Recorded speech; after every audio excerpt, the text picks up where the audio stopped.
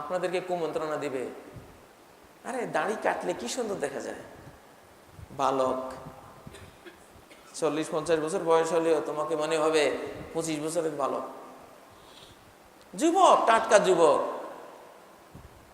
ও জানে দাড়ি কাটলে লোকটা বৃদ্ধ হয়ে যাবে, বুড়ো হয়ে যাবে, অকাল বৃদ্ধ, অকাল অকাল বুড়ো হয়ে যাবে, ও জানে।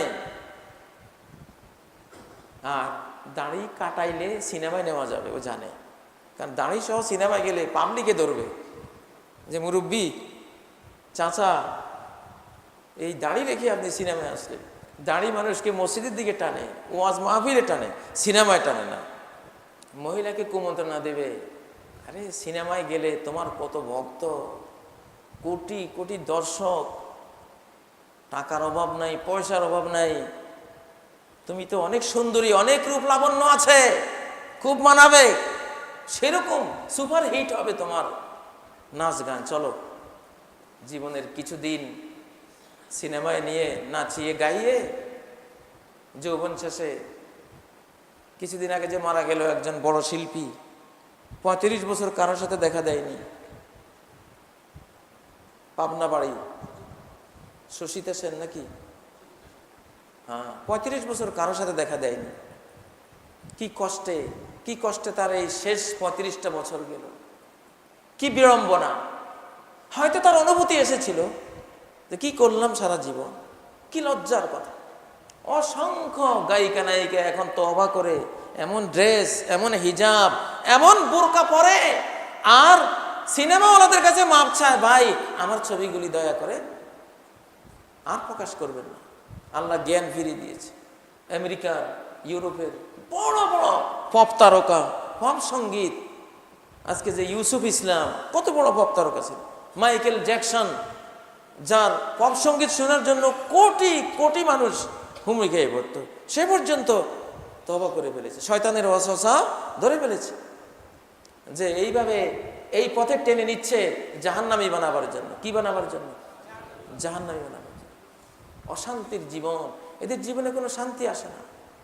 এসব করতে করতে আত্মহত্যা করে মারা যায়, ক্যান্সারে মারা যায়, এইডস মহামারীতে মারা যায়। সেদিন ইন্টারনেটে দেখলাম এই যে শয়তান বর্তমান অসামাজিক জীবনযাপনকে তরুণ তরুণীদের সামনে লোভনীয়, আকর্ষণীয় করে দিয়েছে। তরুণদেরকে সে বুঝায়, আরে পারিবারিক জীবনের দরকার নেই, মেয়ে লোক একটা পুষবা, কত ঝামেলা, আর একজনকে স্ত্রী হিসেবে নিলে আর কেউ তোমাকে পছন্দ করবে না, আর যতক্ষণ তুমি বিয়ে করছো না, তুমি কুমার,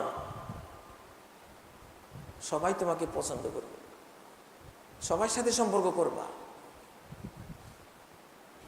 এক তরুণ ইন্টারনেটে তার কান্না দেখলাম, করুণ পরিণতি দেখলাম। সে একখানে কোনো বারে সে ঢুকলো, সে দেখে চাঁদনি চেহারার এক তরুণী বসে আছে, তার সাথে সে কথা বিনিময় করলো। সে বের হলো, এও বের হলো, তার সাথে সে একটা অবৈধ সম্পর্ক তৈরি করলো, অবৈধ সম্পর্ক তৈরি করলো। সেও তাকে প্ররোচনা দিল, এও প্ররোচিত হলো, ওই পথে চলে গেল। কয়দিন পরে ওই তরুণের একজন ভাই অ্যাক্সিডেন্ট হলো, মারাত্মক অ্যাক্সিডেন্ট হলো, কয়েক ব্যাগ রক্তের দরকার। এখন ওই গ্রুপের রক্ত আর কারো কাছে পাওয়া যায় না, এই ভাইটার কাছে আছে, তারই আপন ভাই। ডাক্তারকে বললো, ঠিক আছে আমার ভাইয়ের জন্য আমি রক্ত দিচ্ছি। ডাক্তার রক্ত নিলেন, নিয়ে তাকে জানালেন যে ভাইজান, আপনার রক্ত আপনার ভাইকে দেয়া যাবে না। কেন কেন কেন কি হলো? যে আপনার রক্তের মধ্যে এইডসের জীবাণু আছে, HIV সংক্রমিত, আপনি মৃত্যু পথের যাত্রী। হয়তো অ্যাক্সিডেন্ট হয়েছে, হয়তো বেঁচে যেতেও পারে, কিন্তু আপনারটা দিলে তো নিশ্চিত মৃত্যু, দেওয়া যাবে না। আমি এইডসের রোগী, আমি এত ভদ্র ঘরের সন্তান, শিক্ষিত, অর্থবিত্ত বইবার অভাব নাই, আমাকে এইডস। ওই সুন্দরী মেয়ের কাছে সেই SMS দিল, মোবাইলে যোগাযোগ করলো, আমার কি ভয়াবহ সংবাদ, আমি এইডসে আক্রান্ত। মেয়ে তো অট্ট হাসি হাসলো, খিলখিলিয়ে হেসে আনন্দ প্রকাশ করলো। তুমি হাসলা? হ্যাঁ হাসবো না, হাসবো না। তোর মতো এক যুবক আমার শরীরে এইডসের জীবাণু দিয়েছিল, আমি কসম করেছি তোদের মতো যতগুলি যুবক আমার খপ্পরে পড়বে সবগুলিকে এই এইডসের জীবাণু দিয়ে হত্যা করবো।